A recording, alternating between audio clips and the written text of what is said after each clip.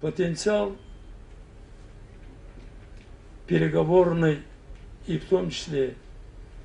для непосредственных встреч президентов еще не исчерпан. Ադրբեջանի նախկին նախագահ Հեյդար Ալիևը պատրաստ էր գնալ տարածքային զիջումների։ Ղարաբաղյան բանակցային գործընթացից նման աղմկահարույց բացահայտում է արել Ռուսաստանի արտաքին հետախուզական ծառայության նախկին ղեկավար, նախկին փոխարտգործնախարար գեներալ Վյաչեսլավ Տրուբնիկովը, ով 2000-ից 2004 թվականներին եղել է նաև ԵԱՀԿ Մինսկի խմբի ռուսաստանցի համանախագահը։ Balt News լրատվական գործակալությանը տված հարցազրույցում Տրուբնիկովը պնդել է, թե Քիվեստյան հայտնի հանդիպումից առաջ Հայաստանի, Ադրբեջանի և Լեռնային Ղարաբաղի առաջնորդները շատ մոտ են եղել խնդրի կարգավորմանը։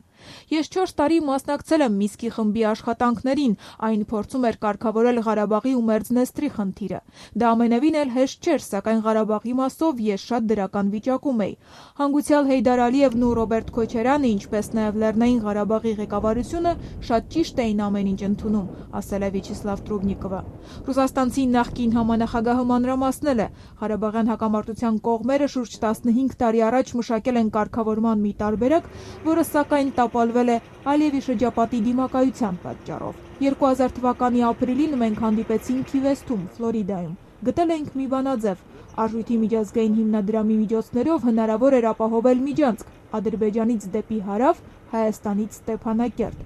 Սակայն Հեյդար Ալիևը սկզբում որևէ մեկի հետ չէր կիսվում։ Հետո, երբ մերձավոր գործընկերներին պատմեց, նրանք ընդվզեցին, թե այդ ինչպես կարող ենք մենք մեր տարածքներից հողեր հանձնել։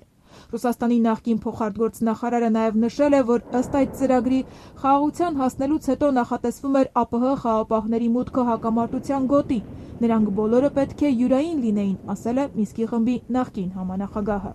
Նույն այդ տարիները վերհիշելիս ի դեպ Հայաստանի նախկին արտգործնախարար Վարդան Օսկանյանը հոդվածներից մեկում գրել էր.